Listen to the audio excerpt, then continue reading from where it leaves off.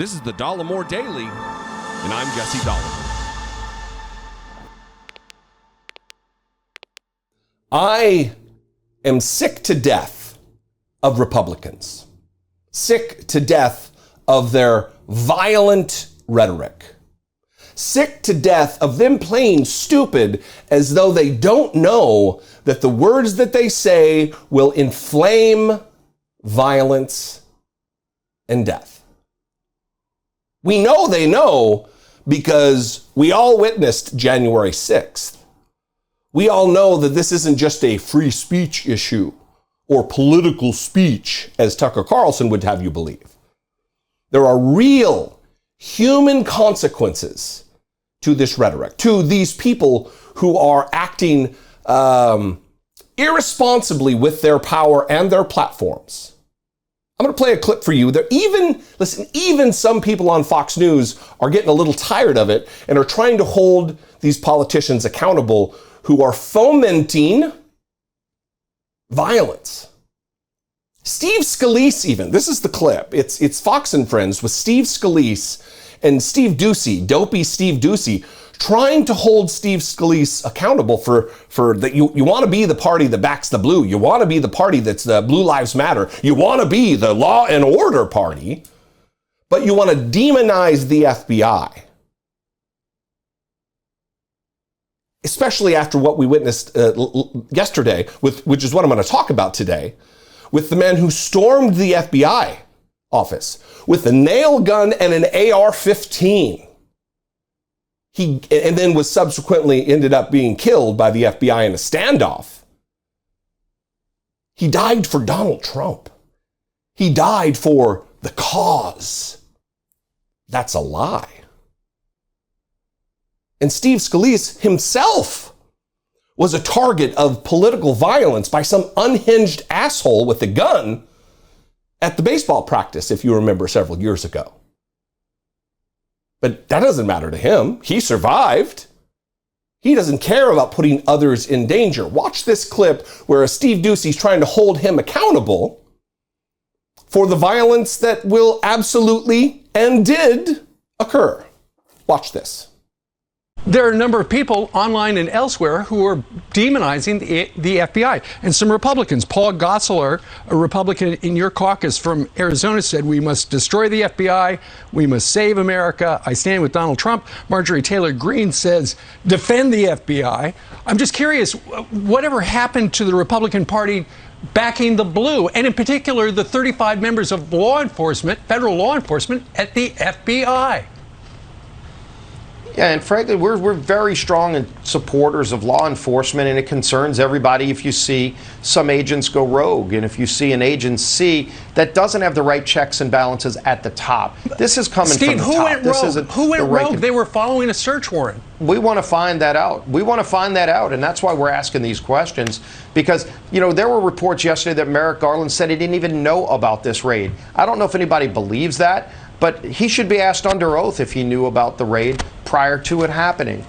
He hasn't answered that question. Why hasn't he held a press conference? Why won't President Biden talk about this to the press? And is it related to Scott Perry? That is deafening right now, that silence. And is it related to Scott Perry having his phone taken away by FBI agents who came to his house and said, just give it to me, where he was located? They just took his phone. On a vacation. Right.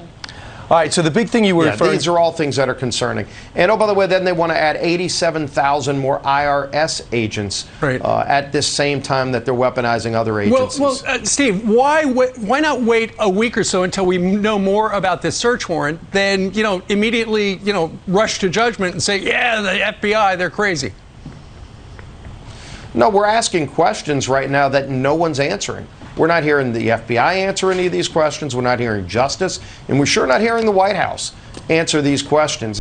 You can't say you support law enforcement proudly and boldly and plainly when you don't. You don't get to have it both ways.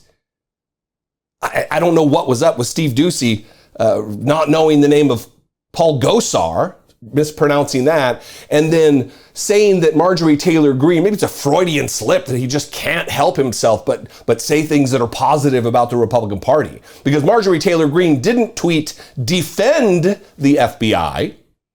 She tweeted, "Defund the FBI."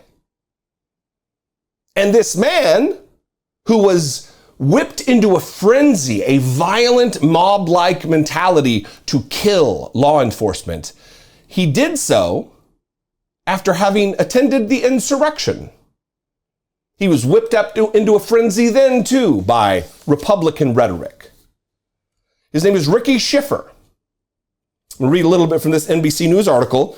A man who fired nail gun at FBI building called for violence on Truth Social in days after Mar-a-Lago search. A man identified by two law enforcement sources as Ricky Shiffer, who died in a confrontation with police after firing a nail gun at an FBI Cincinnati building, appeared to post online in recent days about his desire to kill FBI agents shortly after former ex-President Donald Trump's Mar-a-Lago residence was searched. Two law enforcement officials confirmed Schiffer's name to NBC News. Schiffer attended the Capitol riot on January 6th, according to three people aiding law enforcement who saw him in photos taken from the day of the attack. However, it's unclear if he went inside the building. Schiffer frequently posted about his attendance at the Capitol on social media. And then he went on Donald Trump's own Truth Social to talk about his plans to kill FBI agents. On Truth Social, a social media platform founded by Trump's media company, Trump Media and Technology Group, Schiffer appeared to have posted a message detailing his failed attempt to gain entry to the FBI building. Quote, "Well, I thought I had a way through bulletproof glass and I didn't. If you don't hear from me, it is true I tried attacking the FBI, and it'll mean either I was taken off the internet, the FBI got me, or they sent the regular cops." While the account, Ricky W. Shiffer Jr., wrote at 9:29 a.m. Eastern shortly after police alleged the shooting occurred, Schiffer posted to Truth Social multiple times in the days after the FBI searched Trump's residence about wanting to engage in violence. One post says he called for people to arm themselves and be ready for combat. "We must not tolerate this one," he wrote. After another user responded that his photo and information had been forwarded to the FBI, Schiffer's account responded, "Bring them on." In response to another user asking if Schiffer was advocating for terrorism, Schiffer's account responded that users should kill FBI agents on sight and also target a vague list of enemies who try to stop the slayings. This comes on the heels of a week of threats against law enforcement, of vague threats of "this is war" from idiots like Steven Crowder. They can't claim ignorance about this because we all watched what happened on January 6th. What their language did to the insane mob that attacked the Capitol. They did that. They created that. They fomented that. That's on them. And if they continue at this pace, there will be more blood on their hands. They can't claim to be the party of law enforcement and law and order and the thin blue line and all of the bullshit when they are putting people's lives at risk. And not to mention the fact that this Ricky Shiffer has a family. He died for nothing. He died for a liar.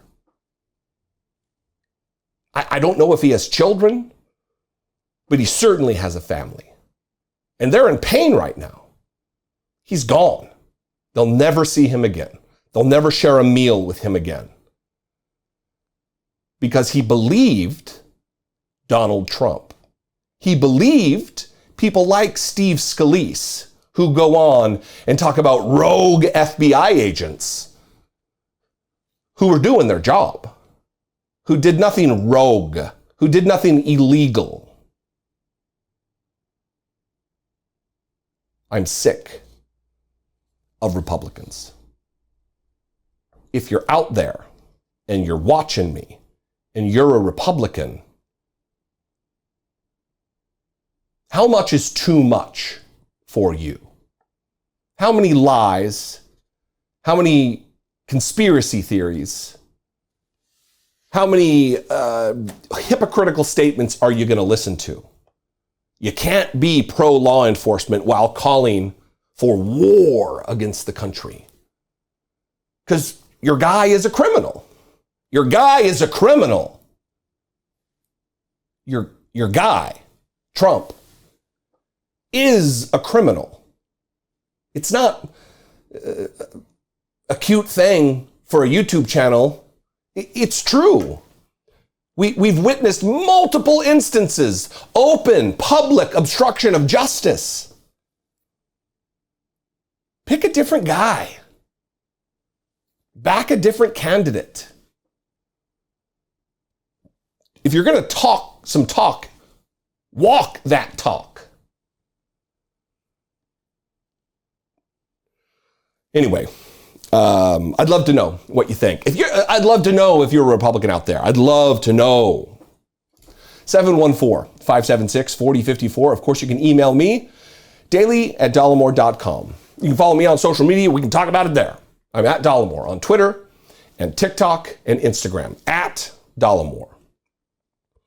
And if you appreciate what I do, if you think that I bring some value to your day, your week, I would appreciate you considering supporting my work right here on the platform. You can click the join button below this video, become a channel member for as little as $1.99 a month, or you can go over to patreon.com/IDoubtIt podcast. Anyway, I love you guys very much. I appreciate your engagement with my content.